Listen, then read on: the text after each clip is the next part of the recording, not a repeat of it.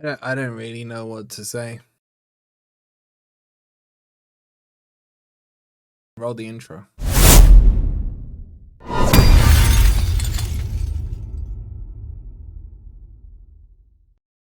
Hi guys, and welcome to Swansea 3, Forest 2.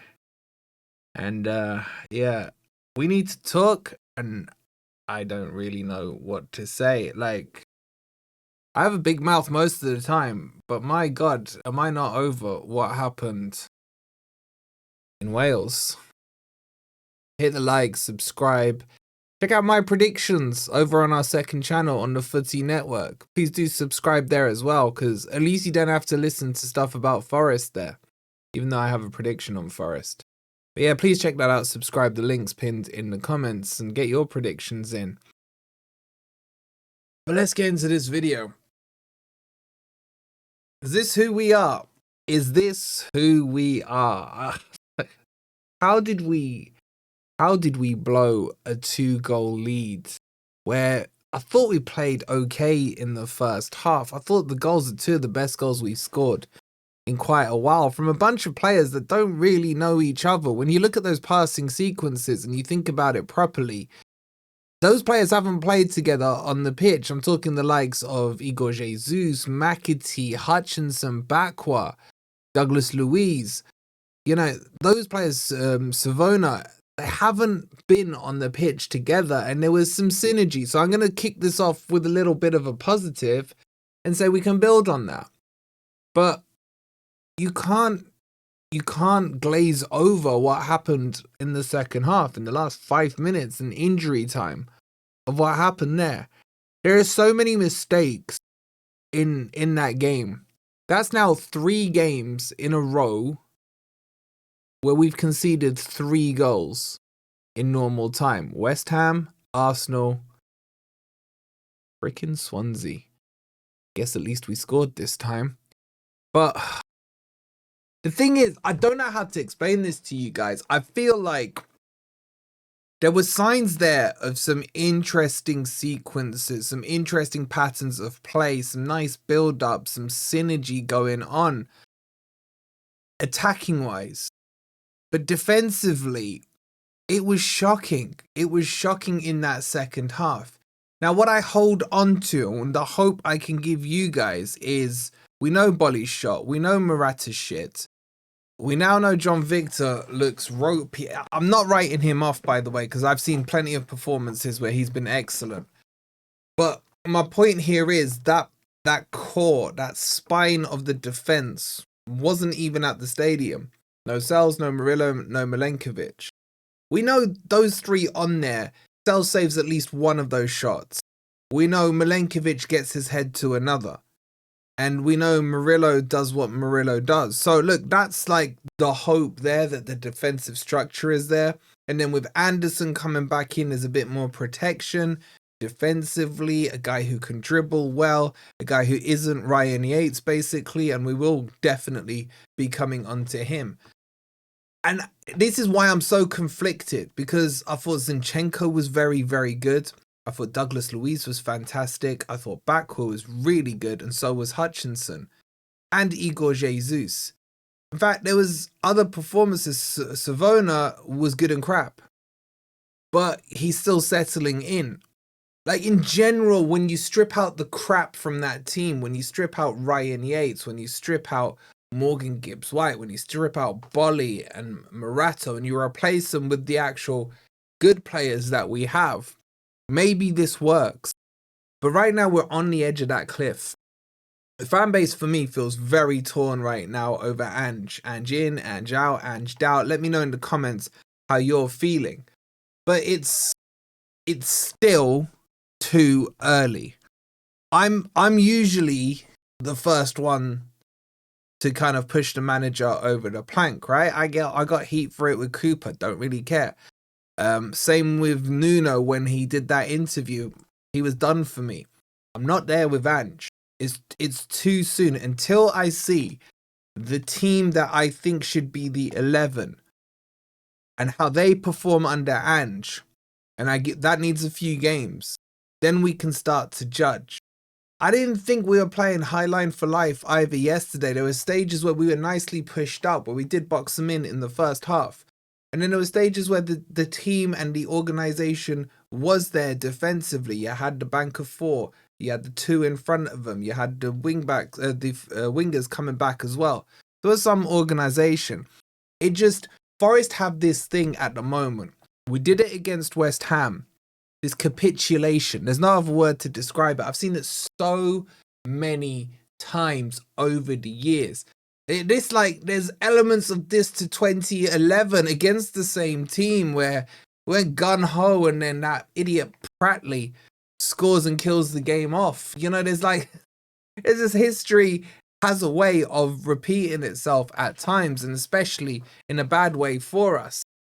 But I'm still not ready to give up on this team, on this manager yet. He will not get the rope Nuno got with me, because I knew what Nuno was going to do when he came in. It made sense. It was pragmatic. Cooper had to go and all these things. Nuno shot himself in the foot. I wasn't expecting a manager change this early into the season. But he's put the rod out for his back. He said Wednesday it starts, not months, not weeks, Wednesday. Okay, we've had Wednesday. We can now judge it. But what it's told me as well is the depth we believe we have in that team may not actually be there. Because if Murillo or Milenkovic, God forbid, are injured, I think Jair Cunha is next in line now. Morato is a waste, man. Bolly is done. That leaves us with one centre-back. I don't think we got enough centre-back cover. And I can't believe I'm saying this after the amount of centre-backs we had at one stage during the pre-season. We not got enough full-back cover. With Aina out, we're down to Zinchenko and Nico Williams. I think Nico Williams comes back in at right-back. Savona's not consistent enough yet. But I think Nico Williams is better at left-back. And can Nico Williams invert in from right-back? We're going to have to wait and see, because that's what Ange is going to do. So in those areas defensively, where we've been good for the last 18 months or 12 months, say, we are very, very threadbare when you actually look at the depth. In the attack, we got plenty of options. Suddenly, it's almost like it's flipped round. In the six, we have options. You got Sangare. You got technically Douglas Luiz, even though I don't think he's a six, and Anderson. And then when Dominguez comes back, I showed you the stats on Dominguez. He's brilliant at the number 6. We got depth there. We got depth up front. Jesus was fantastic yesterday. 2 very good goals. Played very well as well. Suddenly he stepped up. Suddenly Ant's going to have to hold smoke for him tonight on Grumpy Old Reds. So he stepped up. Callum Mwenda, okay, I didn't think he played great yesterday, but I know the player and I know he's going to be good enough. And of course, Wood just keeps doing Wood things. And then with the wingers, I just think Backward is so far ahead of all our wingers right now. It's ridiculous. And Hutchinson looked very good for me on the left-hand side, but we didn't utilize them yesterday. It was in small pockets and small bursts. And I wanted to see more of Backward, as in the ball coming to him more. The way he cooked their left back, got it to McAtee, and McAtee blundered that shot is not acceptable. McAtee for me was more disappointing than Yates. I know what I expect out of Yates, and we'll talk about him. But McAtee, I have standards for him. I know what he can do and what he can produce. And I don't think he had a good game. Yes, he was involved in the second goal. But outside of that, he should have scored 2 goals.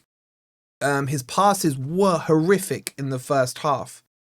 And physically, I'm not quite sure he's quite there, which gives us a problem in the 10. And because Gibbs White, stinker again.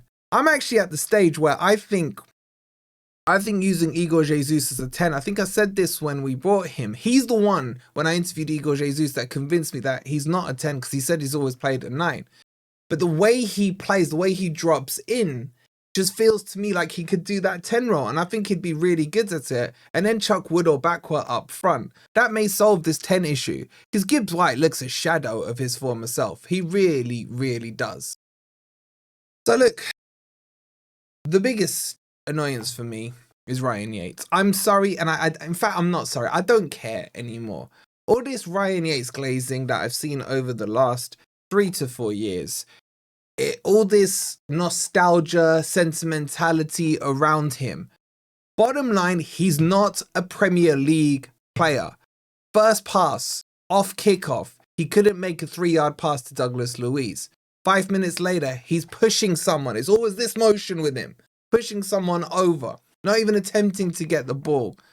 But all I hear is he loves the club. He's passionate about the club. He'll die for the club. Cool, if you love the club, know your kind of limits and step back. You're not good enough. You're not good enough. I don't think now he's good enough for bench. Because when we have a fully fit midfield squad, Dominguez is better than him, Tangare is better than him, Anderson is better than him, Douglas Luiz is better than him, Gibbs White is better than him in that position as well. We don't need him. You want to call it agenda? I don't give a flying shit. Call it what you want. All I care about is the best players are on that pitch at the right time. I put him in the team yesterday in my predicted lineup because that's what I expected Ange to do, and that's exactly what he did. And the fact that he kept him on the whole game, one, is criminal, but two, in a way, I understand it. In a way, it's a positive because he's not going to use him come the weekend. He's definitely not going to use him at Betis. Absolute stinker of a performance. There was the odd nice pass in there, the odd through ball that was okay. I think he was under some kind of instruction to play the ball forward a bit more. If he just did that a bit more regularly, maybe there is a decent player in him. But the sample size is too big and too long on him. So I'm done with him. I'm done. We need to be cutthroat on these players. Academy players, favourite players, agendas that you're kind of trying to, where your pride is kicking in. No, I can't let this player go because I said he's going to be good. I don't care about any of that. I want the best 11 on that pitch, the right 11 for that game, and we now need to start seeing performances. We've had the experiment at Arsenal, which was whatever. We had the experiment last night. Burnley has to be a win. It has to be Murillo and Milenkovic. It has to be Nico Williams and Zinchenko. It has to be Douglas Luiz and Anderson. And then it has to be Bakwa, Hutchinson, and I don't know in the 10. Igor Jesus and then Chuck Wood or Callum Mwendo up front. I just, all I know is Ange better walk away with 3 points on Saturday, or he is going to feel some serious heat coming his way because he's come in under such hard conditions in terms of the fan base not wanting him, or a large section or a large vocal amount of the fan base not wanting him. And any excuse, and they will turn and the pitchforks will be out. I'm not there yet. I haven't seen a team or a proper 11 out yet. But we're out of the cup competition. This is a guy who said to us he's here to win trophies. Well, that's 1 down, 4 to go. We're not winning the league. 2 down, 4 to go. That leaves the FA Cup and the Europa League. And Forest end up replicating what Spurs did. Because every Spurs fan is telling me that right now. 17th. And inshallah in the Europa League. What do you guys think? We'll be live tonight on Grumpy Old Reds. I'll leave you my predictions over on the Footy Network on the end screen. Please go check those out. I'm still in shell shock and I need to know how you guys are feeling. We'll see you tonight. Come on, you Reds.